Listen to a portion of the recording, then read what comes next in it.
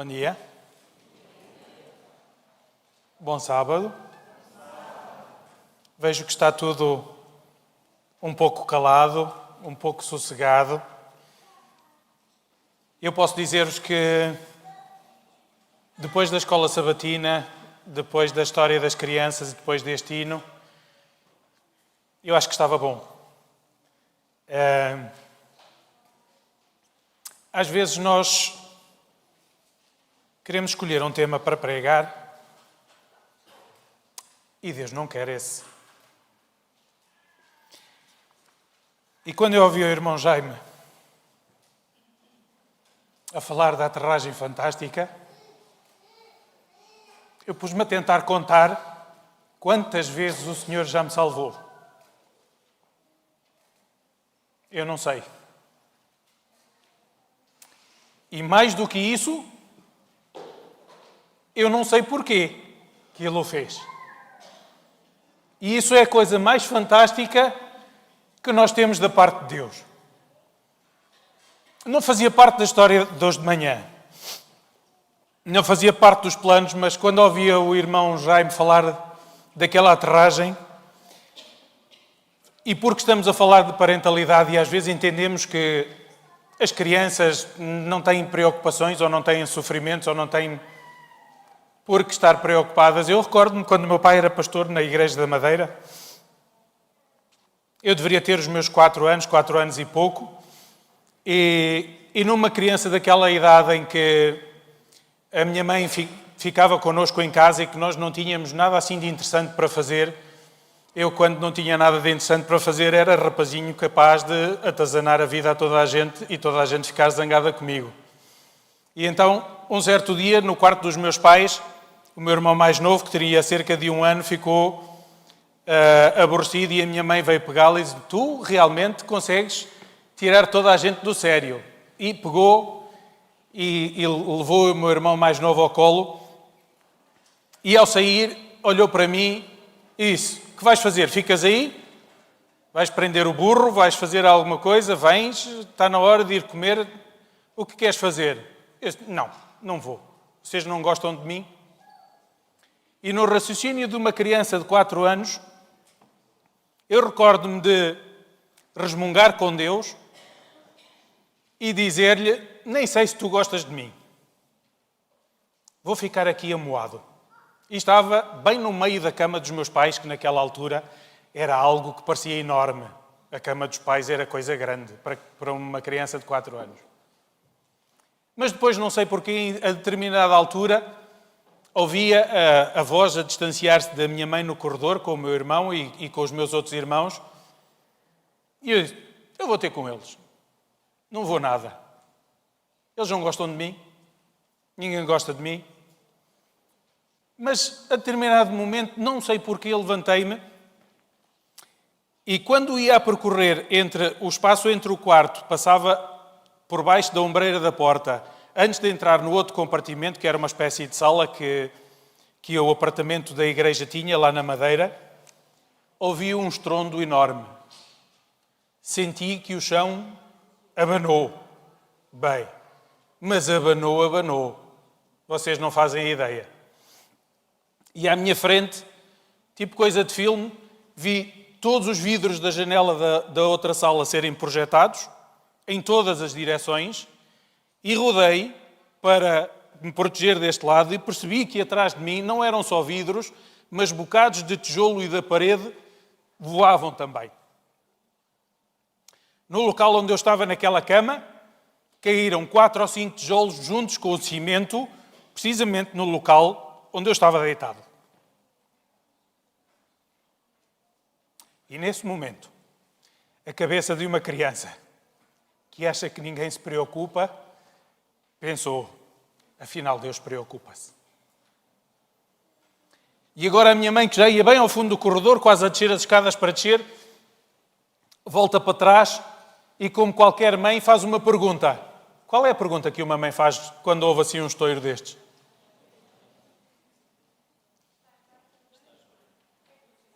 O que é que tu fizeste? Qual estás bem? Vocês parecem que não são mães. Mas quando, ao aproximar-se, olhou para aquele espaço, a minha mãe já é branquinha, mas ela ficou quase transparente quando viu que o único espaço que não tinha vidros nem estilhaços de bocados de tijolo, o que quer que fosse, era um pequeno triângulo onde eu estava descalço, porque a madeira tem um ambiente quente, então eu tinha uma t-shirt, um calção e estava descalço. E ela diz, não te mexas. E eu pensei para comigo, mexer-me para onde? Deixa-te ficar. E é neste contexto que eu quero que vocês façam a vossa reflexão, porque ao longo de muitos anos da minha profissão e enquanto membro da igreja, eu ouvi inúmeros pais dizerem, eu faço tudo e qualquer coisa pelos meus filhos. E a minha pergunta é, o que é fazer tudo pelos filhos? O que é fazer qualquer coisa pelos filhos?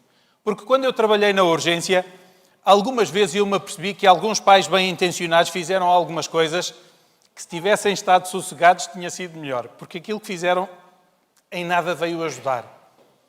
E do ponto de vista parental, a minha pergunta é, às vezes não se dará que nós bem-intencionados façamos asneiras?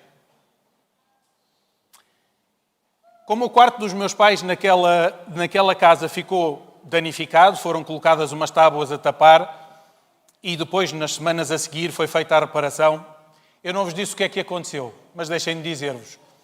No terreno contíguo à igreja estavam a ser feitos rebentamentos com dinamite para abrir espaço para os alicerces de um prédio que iria ali nascer mais tarde. E a preparação da carga explosiva foi mal calculada, foi mal direcionada e a grelha de ferro, que cada estrutura de ferro era maior do que agora se calhar o meu braço, quando a explosão se deu, uma grelha que devia ter 3 metros por 3 metros foi elevada com a explosão e bateu precisamente na janela do quarto, arremessando parte dos tijolos e a onda de explosão fez partir todos os vidros daquela fachada da casa. E então os meus pais arranjaram um espaço para dormir que era mais perto do quarto onde eu e o meu irmão mais velho dormíamos naquela casa. E essa noite, eu ouvi os meus pais orarem com gratidão pela minha segurança. E aí eu pensei a primeira vez, e é a primeira vez que eu tenho a consciência de muitas vezes de ouvir a oração dos meus pais intercedendo por mim. Foi desde essa altura que eu comecei a pensar que, afinal de contas, os meus pais faziam muito mais do que qualquer pai possa fazer. Foi também nessa altura que eu fiquei convencido que eu não era um ser humano com um anjo da guarda. Ao longo da minha vida, eu tenho dito às vezes, com frequência em casa, junto da minha esposa e das minhas filhas, que ao trabalho que eu dou, eu devo ter pelo menos 2 anjos da guarda, porque para de vez em quando um deles poder descansar, o outro fica de trabalho. No tempo da Segunda Guerra Mundial, quando os judeus na Polónia começaram a perceber que as suas famílias estavam à beira de poderem ser exterminadas e serem levadas para cativeiro, primeiro para os guetos e depois para os campos de concentração, surgiu uma ideia, não se sabe exatamente por que surgiu ou como surgiu, mas as famílias judias começaram a registar os seus filhos com nomes cristãos e a deixá-los em orfanatos ao cuidado de das instituições, maioritariamente católicas, na Polónia, e ali deixaram aquelas crianças a cargo e muitas destas famílias acabaram por ou fugir daquele lugar ou irem para os campos de extermínio, onde muitos deles vieram a falecer. Alguém conhece esta história? Então também ainda não vou contar o resto. Vai ficar para o final do sermão a continuidade desta história. Mas mantenham isto. Agora, nós muitas das vezes vemos ao longo da Bíblia o resultado do que à partida terá sido um bom cuidado parental.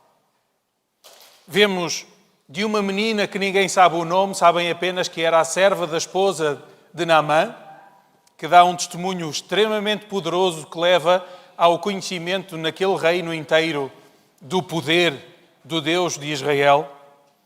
Conhecemos a história de José no Egito, conhecemos a história de Esther, conhecemos também a história de Daniel, Misael, Ananias e Azarias.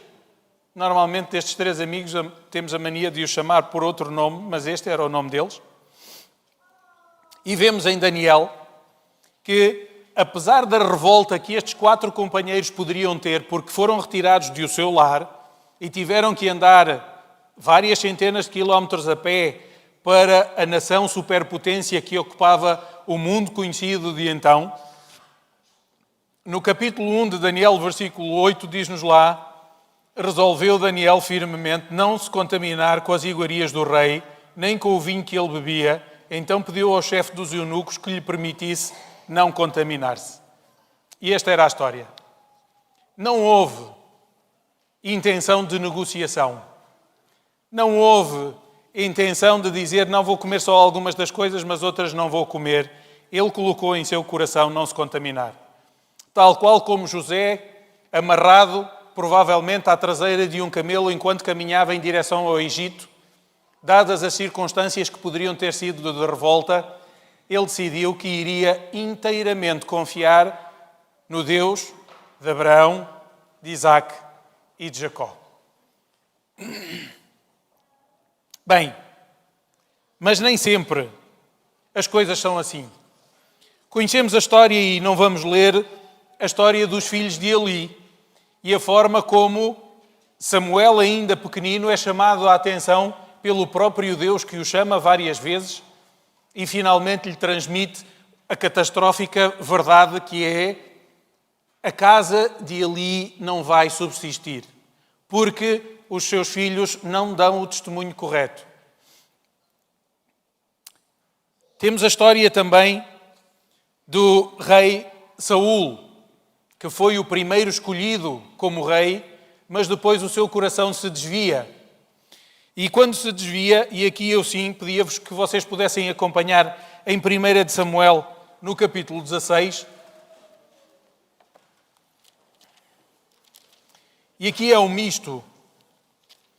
E é aqui que me preocupa, enquanto pai e enquanto elemento que participa em algumas funções na igreja, é esta a indicação que me preocupa muitíssimo, que alguma das vezes o nosso nome possa ser comunicado a outra pessoa com esta observação. Capítulo 16 do primeiro livro de Samuel, versículo 1, disse o Senhor a Samuel: até quando traz pena de Saul, havendo eu rejeitado, para que não reine mais em Israel? Medo. Nós gostamos muito na igreja às vezes de falar que o Senhor é amor e o amor suporta tudo, mas o amor de Deus está aliado também à sua justiça e o amor de Deus tem limites. E tendo pecado Saul de tal forma, tendo a tolerância, como nós vimos na escola sabatina, com ambos os Jaimes, nós vimos na escola sabatina que a paciência de Deus relativamente ao faraó e a tolerância que lhe foi dada chegou a um limite. Também com Saul tinha chegado ao seu limite. E o versículo não termina aqui. Enche um chifre de azeite e vem, enviar-te-ei a Jessé, o belamita, porque dentre os seus filhos me provi de um rei. Então, terminou aqui a função de Saul. Está terminada. Vai, prepara-te, porque tu, enquanto meu mensageiro, vais ter uma função especial, que é de providenciar o próximo rei.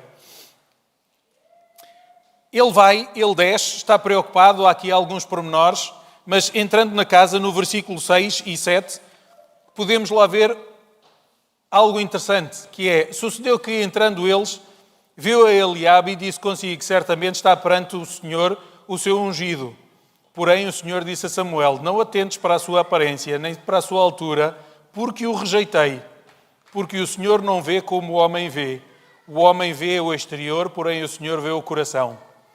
E foram-se sucedendo os filhos de Jessé, até que nós chegamos ao versículo 11, e diz-nos lá o seguinte: Perguntou Samuel a Jessé: acabaram-se os teus filhos ou os teus moços? E respondeu: ainda falta o mais moço, que está apacentando as ovelhas. Disse, pois, Samuel a Jessé: manda chamá-lo, pois nós não nos assentaremos à mesa sem que ele venha. E aqui começa às vezes a surgir outra coisa. Outra questão que é extremamente interessante e que nós podemos analisar. Quantos daqueles que aqui estão, mais velhos ou mais jovens, já sentiram aquilo que eu senti também, que é: eu não presto para coisa nenhuma, eu não sirvo para nada, não sei o que é que estou aqui a fazer. Algum de vocês já sentiu isto? É duro de reconhecer, mas uma vez ou outra todos nós já sentimos que qual é exatamente a minha utilidade. Agora vocês imaginem Davi. Toda a casa da sua família, e quando eu digo toda a casa não é pai, mãe e filhos. Eram os serventes, eram quem estava de passagem, que fosse próximo, que estaria naquela casa. Todos estavam lá na casa para ungir o próximo rei. Menos ele, que não era importante. Ele estava no campo a guardar as ovelhas. Se calhar até os pastores que estariam com as ovelhas deixaram de estar lá para estar na casa para ver a festa. E Davi estava lá. Mas a coisa mais espetacular que funciona com Deus é que a razão daquela festa era ele. E Samuel, quando percebe que dos filhos que estavam presentes, Deus não lhe apontou que fosse nenhum deles, ele tem uma afirmação categórica: olha, vai chamá-lo, porque não nos vamos sentar à mesa para comer, nem para festejar, nem para coisa nenhuma, enquanto o teu filho que está aqui a faltar não vier. Apesar das experiências que nós temos, às vezes o nosso coração fica um pouquinho triste. Parece que às vezes as dificuldades da nossa vida vão ser superiores à nossa capacidade de suportar. E apesar da experiência que eu vos contei quando eu tinha 4 anos, no crescimento de um jovem, nós facilmente nos esquecemos disto. E quando o meu pai era pastor, já aqui em Aveiro, certa vez, porque eu não era um aluno brilhante e com as dificuldades que eu tinha, não estava a ver nem sucesso do ponto de vista escolástico. Na igreja, eu era apenas um filho de um pastor. Um filho de um pastor muitas vezes não serve para coisa nenhuma, porque nunca é igual aos outros. Porque se faz as mesmas coisas que os outros, é pior que os outros. Se não faz é porque é santinho. Não é bizarro? Então, o filho pastor nunca presta para grande coisa. E eu não via que houvesse ali grande coisa. E eu tinha recebido a nota de 1 ou 2 testes que não eram fantásticos. Não iria ser interessante comunicar essas notas quando eu chegasse a casa e as transmitisse aos meus pais. E eu vinha no meu percurso até casa e onde existe a rotunda ao pé do Glicínias, antigamente existia um cruzamento com semáforos, sem a passagem desnivelada. E eu vinha internamente, mais uma vez, a resmungar com Deus e dizer: o que é que eu ando aqui a fazer? Não tenho boas notas, não presto para coisa nenhuma. O que é que eu faço aqui? E nisto eu estou a chegar ao semáforo, onde normalmente chegava, e o sinal dos peões estava vermelho. E eu senti como que a indicação: atravessa. Eu disse: está vermelho. Atravessa. Está vermelho. Atravessa. Eu disse: bem, eu já fiz tantas asneiras, porque não mais esta? Passaram o vermelho. Ok. E quando acabava de passar um carro à minha frente para virar à esquerda, iria virar para a zona de Aveiro, na rua onde mora a nossa estimada irmã Arlete, eu comecei a atravessar e passei atrás desse carro. E ia a olhar aquela avenida e eu a pensar comigo heroicamente: uau, fazer aqui uma grande transgressão, a avenida toda por minha conta. E nisto, ao olhar, olhei para esse carro, que uns metros mais à frente fez uma hesitação e atravessou-se à frente de um autocarro que vinha do lado de Esgueira, bateu bem em cheio e, qual coisa de filme, eu vi esse carro levantar as 4 rodas no ar, fazer peão, saltavam vidros e plásticos e tudo por todo o lado. E eu continuei a caminhar até o outro lado, fiquei ali um pouquinho, parece que ninguém se tinha aleijado muito e segui a minha viagem. E esqueci-me, naquele momento, esqueci-me do que eu ia a resmungar com Deus. Já nem me lembro muito bem como é que foi a conversa das notas em casa. Sei que no outro dia eu tinha uma história espetacular para contar na escola aos colegas que lá estavam. Eu tinha visto uma coisa melhor que os filmes de Hollywood, que na altura ainda eram poucos. Mas depois desse dia voltava pelo mesmo caminho e voltei a resmungar com Deus. E disse, para além de uma história espetacular, o que é que mais houve de interessante aqui? Afinal de contas, é o que acontece com os outros, não é o que acontece comigo. E eu ia nesta minha resmunguiça interior, quando cheguei novamente ao mesmo semáforo, novamente vermelho, e aquilo que eu fazia normalmente era eu colocava no rebordo do passeio os pés bem desta forma, bem no limite. E enquanto ali estava a resmungar comigo e com os meus botões, olhei para baixo. E quando eu olhei para baixo, bem no lancilo do passeio onde eu tinha os pés, estava a marca bem larga de um pneu de caminhão. E foi nessa altura que eu pensei que no dia anterior, o autocarro que bateu no carro que eu vi, que achei espetacular, na tentativa de desviar a trajetória que alargou, passou bem no local onde eu tinha os meus pés. E se eu não tivesse atravessado, como diz o irmão Jaime, eu não estava aqui a contar a história. E é nessas alturas que nós pensamos, então o que é que eu estou aqui a fazer? Porquê é que existem formas fantásticas como o Senhor preserva a nossa vida? Qual é o propósito? E ao longo dos anos e das várias vezes que o Senhor preservou a minha vida, eu tenho pensado que existem duas razões para que isso aconteça. Ou eu ainda não estou salvo, e o Senhor é misericordioso, ou eu ainda tenho alguma coisa para fazer, que o Senhor espera que possa vir a ser feito. Mas essa certeza tem dado a garantia de seguir e olhar e fazer a vontade de Deus apesar das dificuldades, como aconteceu com Davi. Davi, depois de ser ungido, vai visitar os irmãos à guerra que resmungam com ele, porque os 3 mais velhos achavam que deviam ter sido eles escolhidos como rei, mas é ele que vai derrotar Golias. É ele que vai derrotar Golias. Depois Saúl sente-se com ciúmes e ele tem que fugir. Mas depois é convidado para cantar, para aplacar a ira interior que Saúl tem, mas tem que voltar novamente a fugir. Não pode estar em casa dos seus pais para a proteção deles e porque os irmãos não se dão bem com ele e eram capazes de lhe denunciar. 2 vezes dentro de uma caverna encontra-se com Saúl, podia tirar-lhe a vida, mas não ousa, porque entende que, sendo ungido do Senhor, não é sua função fazê-lo. E depois, finalmente, ele vem a ser rei. Algumas das dificuldades que nós temos na vida estão a proporcionar a nossa aprendizagem, a nosso aperfeiçoar para algo mais. E porque estamos a falar da parentalidade, e às vezes vocês podiam achar que isto não faz sentido, aquilo que eu queria que nós tivéssemos em consideração, muitas das vezes, e aqui um pouquinho agora relativamente às mamãs, principalmente aquelas que ficam com os seus pequeninos em casa, às vezes acham que, enquanto estão em funções domésticas, não têm grande coisa a fazer.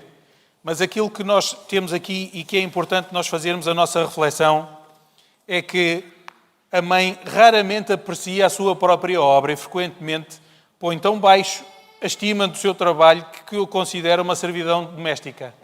Ao final do dia, uma mãe que tenha os filhos em casa e que esteja a cuidar deles e a fazer as atividades de casa, quando chega ao final do dia, espreme o trabalho e pensa, eu não fiz nada de que fosse importante. Pudesse o véu ser afastado e o pai e a mãe ver como Deus a obra do dia e os seus olhos infinitos comparam a obra de um com o outro e ficariam atónitos face à revelação que o céu tem a fazer, a revelação celestial.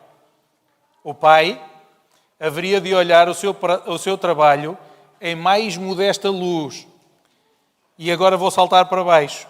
Agora ela reconhece o seu valor. Enquanto o pai tem estado a tratar com coisas que devem perecer e passar, a mãe trata com o desenvolvimento de mentes, caráteres, trabalhando não apenas para o tempo, mas para a eternidade. Vamos ainda avançar um pouquinho mais. O amor é a chave do coração da criança. Mas agora fica o aviso aos papás e às mamãs, porque muitas das vezes, e eu vi enquanto trabalhava no serviço de urgência, que muitos pais querem, quando levam os filhos lá, que os filhos sejam curados.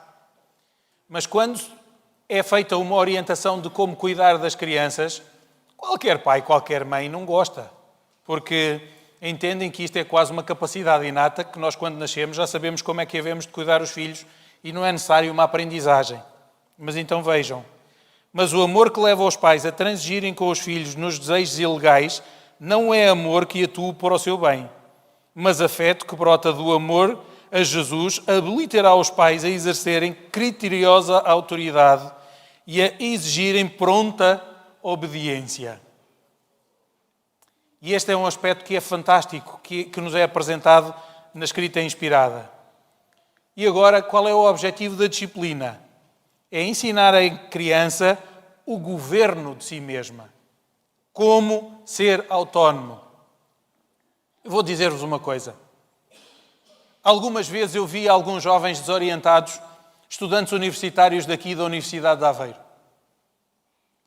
Ainda com 17 anos, quando tinham que ir para a urgência, ainda vinham, com 17 anos, antes de fazer os 18 anos. E ao longo do tempo eu percebi-me qual era a grande dificuldade. Jovens que, paradoxalmente, tinham autonomia para umas coisas, mas não para outras. E este era um aspecto importante. Jovens que têm autonomia para navegar na internet, no seu telemóvel, mas não fazem a sua própria cama. Jovens que querem que os pais os deixem sair até tarde, mas não preparam o seu próprio pequeno almoço. Nem definem, às vezes, qual é a roupa que vão vestir. E aquilo que eu reparei é que, limitados em alguma autonomia, outros não tinham sequer o telemóvel, mas ao longo de 17 anos a viver em casa dos papás, onde quem decidia tudo era o pai e a mãe, quando chegavam à universidade, fora do âmbito de casa dos seus pais, eles de autonomia zero passaram para a autonomia 100%. E então não sabiam como fazer a gestão das horas do seu dia, não sabiam o que haviam de comer, não sabiam sequer preparar o que comer, não sabiam organizar o seu tempo de estudo, não sabiam pôr um despertador para chegar a horas à universidade, porque era sempre o papá ou a mamãe que chamava.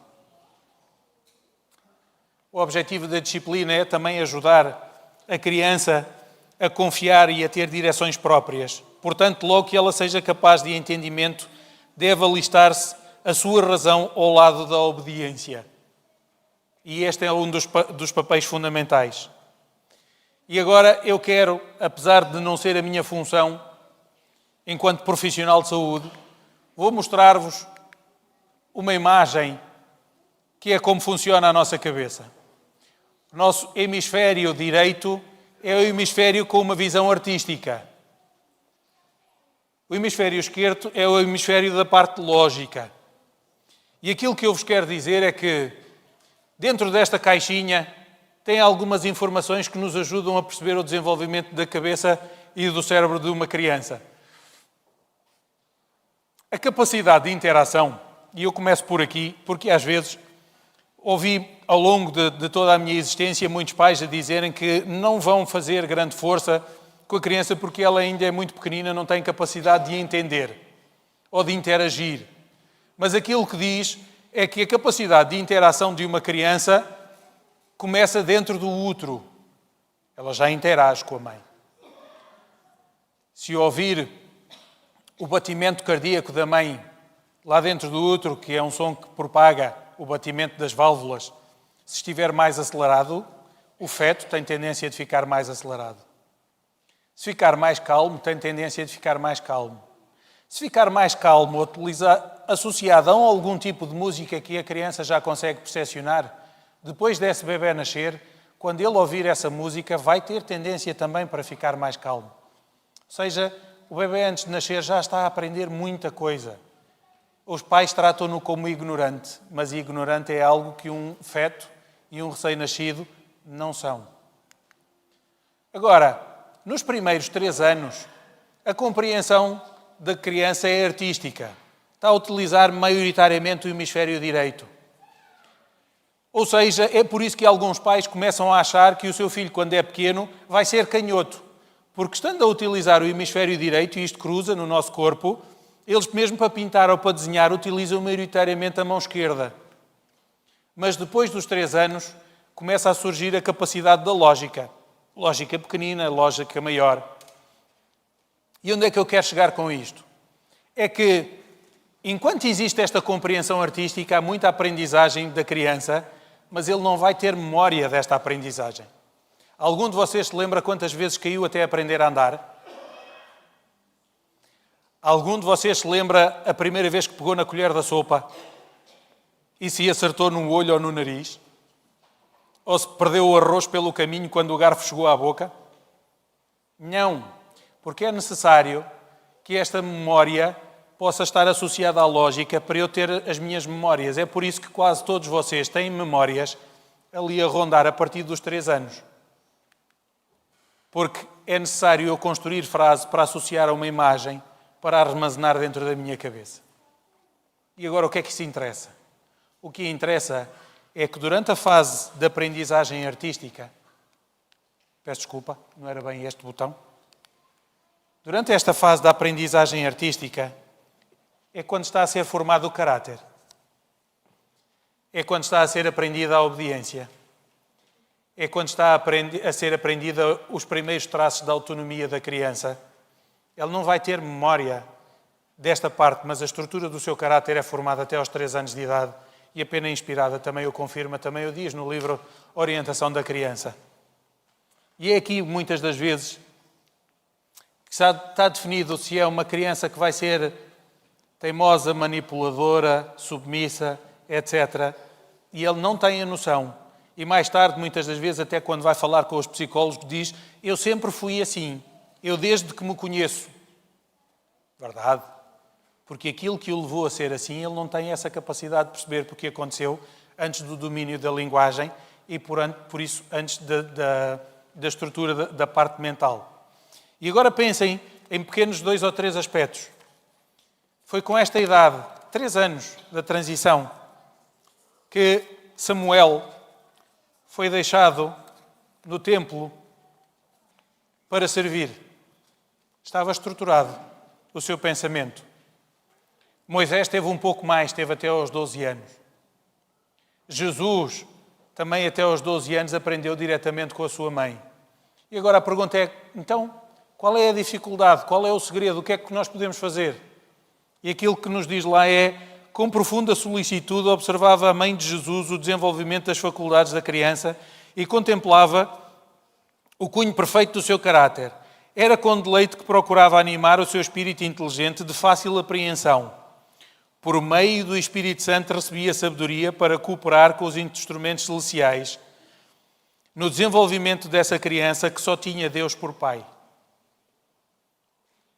E agora a pergunta que alguns de vocês podem fazer é: o que é que eu tenho a ver com isso? Jesus era divino. Jesus é o nosso irmão mais velho.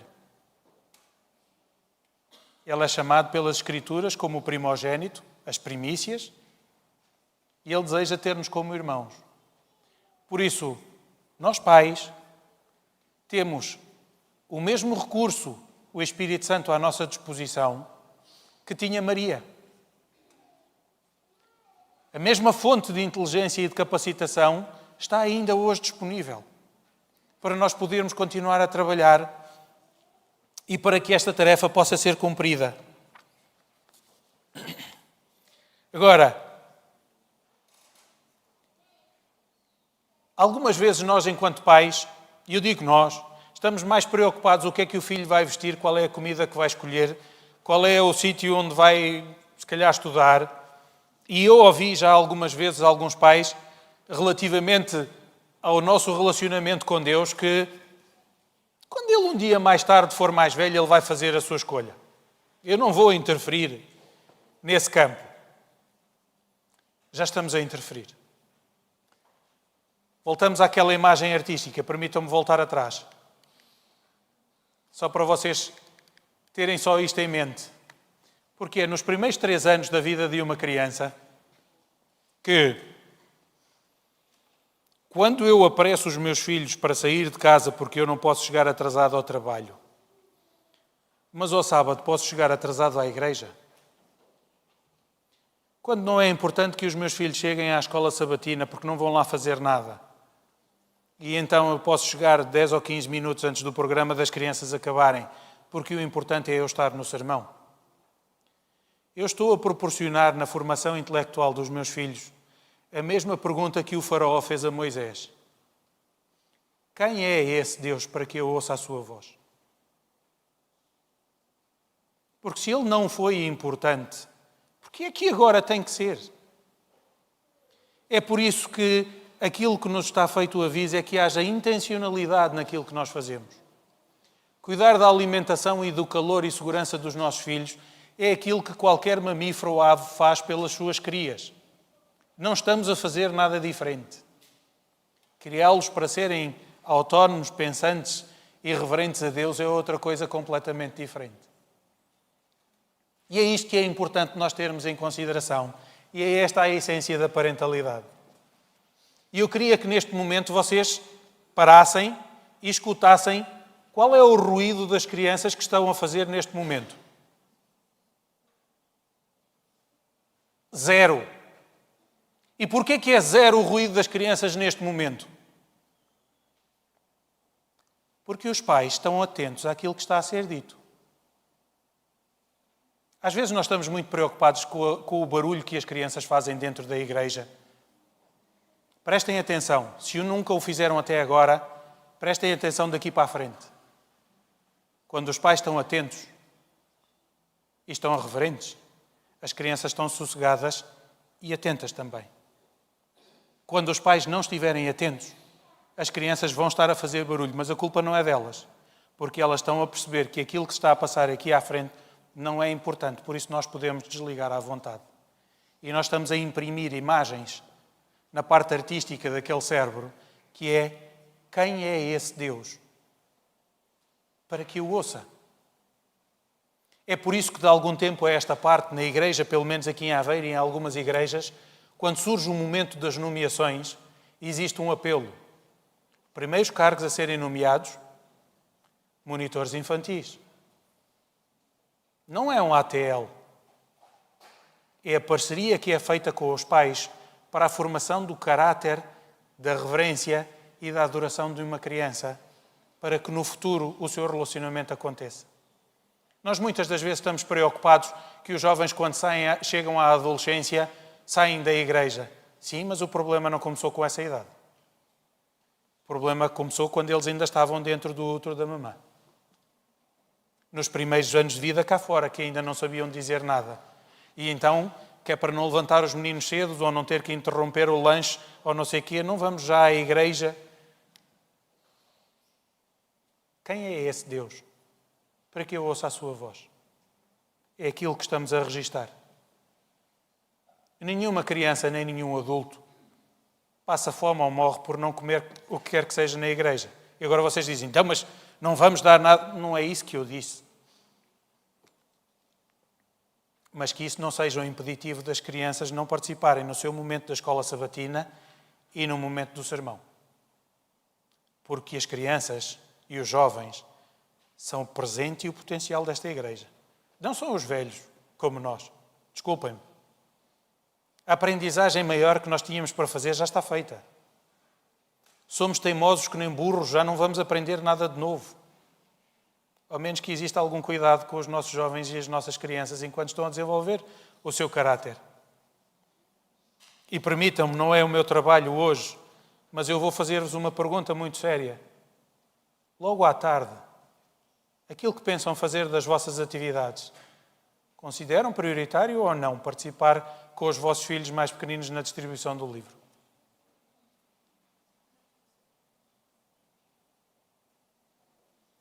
Coitadinho, tem que dormir a sesta. A participação desta atividade missionária reverterá bênçãos em primeiro lugar para aqueles que participarem na distribuição. Mais do que para aqueles que vão receber. Eu recordo-me que em todas as distribuições em que participei, mesmo na campanha antiga das missões, campanha atual da ADRA, houve mais vezes em que eu me senti abençoado do que aquelas que eu abençoei a alguém. Mesmo aquela vez em que, porque eu aprendi com o meu pai, não há porta que a gente não bata, não há sítio onde a gente não leva a revista. E um dia entrei, toquei a campainha exterior de uma casa com um enorme relevado a toda a volta. Ninguém atendeu. O portão estava aberto, eu entrei por ali adentro e fui em direção à porta. E enquanto ia em direção à porta, veio um pastor alemão que quase que me dava pela altura do peito. Eu tinha para aí os meus 11 anos, talvez, 10. E ele dava-me pela altura do peito e vinha ali a rabo a abanar ao meu lado. Eu fiz-lhe algumas festas, toquei à campainha. E o senhor, bem vestido, quando abriu a porta, ficou pálido e disse: como é que vocês chegaram até aqui? E eu disse: com as pernas. Na minha inocência dos 10 anos, ele disse: este cão não deixa ninguém entrar na propriedade. Ele já mordeu carteiros e pessoas que vêm trazer encomendas. E eu simplesmente disse: este? E pus a mão em cima da cabeça dele e fiz umas festas.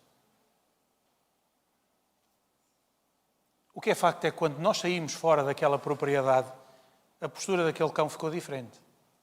Ladrava e a saliva babava, pingava nos cantos da sua boca. Foi pela minha capacidade que eu fui àquele local. Mas este senhor, impressionado, não só quis a revista, como deu o maior valor que eu já alguma vez tinha recebido na campanha da ADRA, naquele momento. Porque a bênção que eu recebi foi maior do que aquela que eu tinha para dar. Mateus 19, 13 e 14.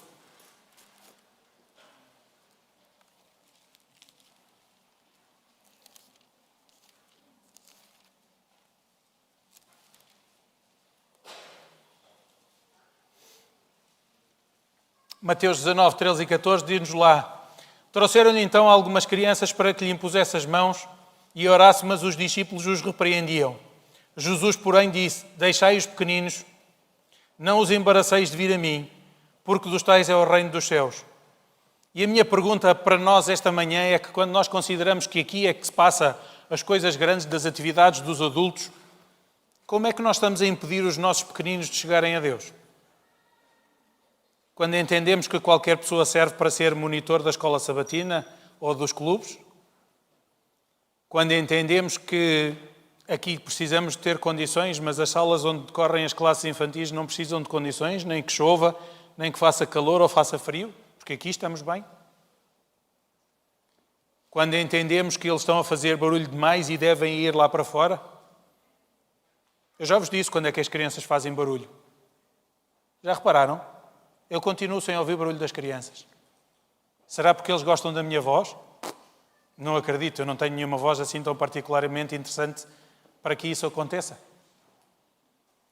O que é que eu estou a fazer? Eu, pai, eu, líder de igreja, eu, discípulo, eu, ministro, para impedir que as crianças venham aos pés do Criador e que possam ser abençoadas?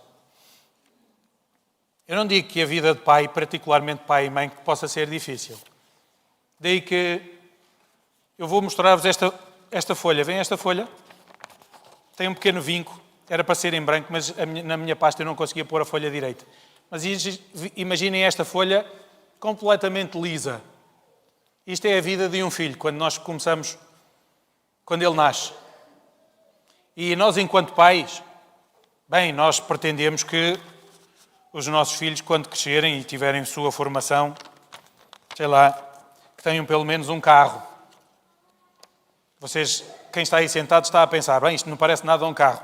Deve ser um Tesla. Daquela pick-up. Não interessa. Imaginem que está aqui um carro. Eu queria um carro. E depois, sei lá, possa ter uma autonomia suficiente para que possa ter uma casa. Ser autónomo. E a coisa mais fantástica ainda, meus queridos, é que posso não pensar num carro ou numa casa, mas muitas das vezes eu já ouvi pais a fazerem uma afirmação que dizem que não querem privar os seus filhos de voar de viver os seus sonhos. Então eu tenho um avião. Não é tão bonito como o do Cristiano Ronaldo, ok? Mas que os nossos filhos possam voar nos seus sonhos, ok? Mas aquilo que acontece e com a vida à nossa volta é que muitas das vezes, ou porque nós somos azelhas, ou porque as circunstâncias da vida são complicadas, aquilo que acontece é que às vezes as asas dos nossos filhos, os sonhos, são perfeitamente arrancados. Não há mais. Nós ficamos extremamente frustrados, porque parece que a expectativa que nós tínhamos para com os nossos filhos foi perfeitamente destruída. E às vezes o que ainda nos dói mais é quando nós vemos os nossos filhos que estão a desenvolver a sua vida e alguém parece que os está a apunhalar pelas costas. E depois, quando eles chegam à idade de irem para a universidade, as circunstâncias são tão difíceis que tudo é amesquinhado, maltratado, destruído. Mas se nós mantivermos a nossa fé, quando nós olharmos para trás um pouquinho, nós vamos perceber que quando a vida dos nossos filhos se desdobrar, se nós confiarmos inteiramente no Pai, há um futuro, há uma esperança.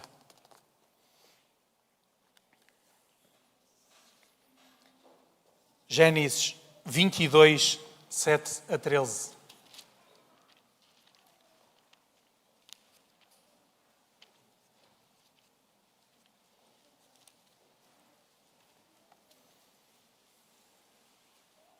Podemos não ler o versículo todo, os versículos todos, porque grande parte dos irmãos conhecem a história. Gênesis 22, 7 diz lá: quando Isaac disse a Abraão, seu pai: meu pai, respondeu Abraão, eis-me aqui, meu filho. Perguntou-lhe Isaac: eis o fogo, a lenha, mas onde está o cordeiro para o holocausto? Respondeu Abraão: Deus proverá para si mesmo, meu filho, o cordeiro para o holocausto. E seguiam ambos juntos. Chegando ao local que Deus lhe havia designado, ali edificou Abraão um altar, sobre o qual ele dispôs a lenha, amarrou Isaac, seu filho, deitou sobre o altar, onde havia lenha, e estendendo a mão tomou o cutelo para imolar o seu filho. Mas do céu lhe bradou o anjo do Senhor: Abraão, Abraão. Ele disse: eis-me aqui. Então lhe disse: não estendas a mão sobre o rapaz, nada lhe faças, por agora sei que temes ao Senhor, porquanto não lhe negaste o filho, o teu único filho. Tendo Abraão erguido os olhos, viu atrás de si um carneiro preso pelos chifres. E entre os arbustos tomou Abraão o carneiro e o ofereceu em holocausto, em lugar do seu filho. E aquilo que eu quero dizer é que esta é a história mais fantástica que nós podemos encontrar acerca da intercessão que Jesus faz em nosso favor. Isaac tinha menos 100 anos do que o seu pai. Estava no vigor da sua idade, tinha 20 anos. Facilmente ele podia ter corrido. Facilmente ele podia ter dito ao seu pai que não queria nada disto. Mas se Isaac não confiasse tanto como seu pai, ele nunca tinha percebido o que é Jesus morreu por mim. Neste momento, o Deus de Abraão era já o Deus de Isaac. As dificuldades já tinham existido, mas para Isaac era já um Deus pessoal, que assume uma relação ainda mais pessoal após este episódio.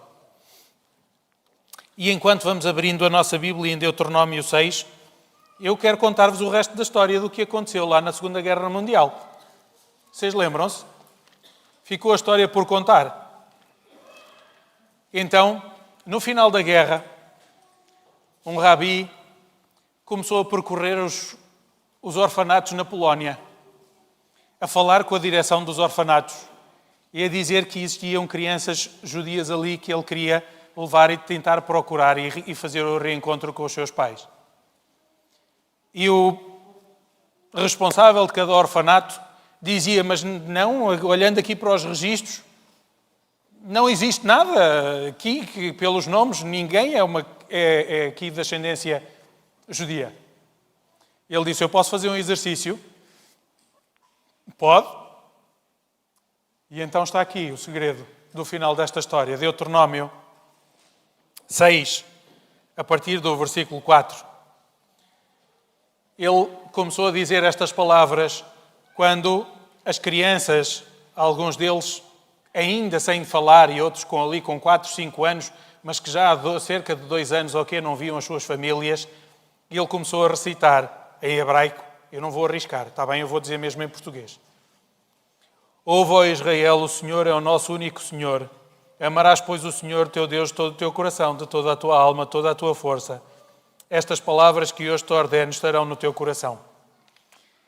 E na prática judaica daquele tempo, que ainda hoje acontece, quando o patriarca da família lê estas palavras, a mão direita é colocada sobre o coração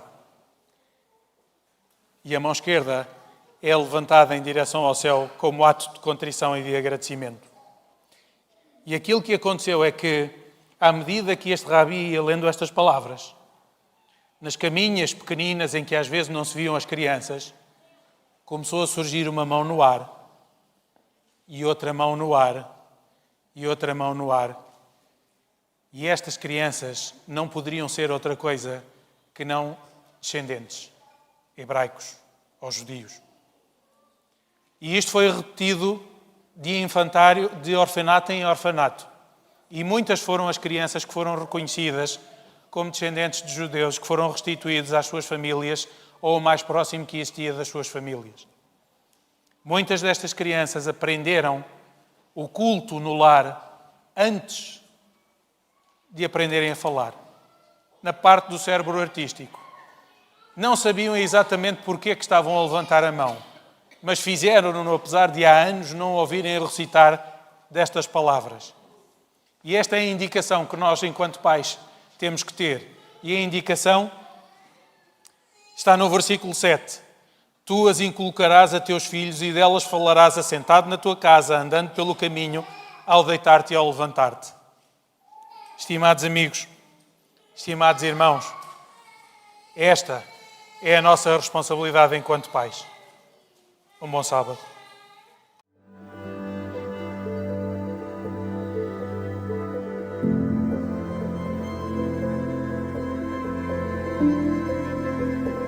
Thank you.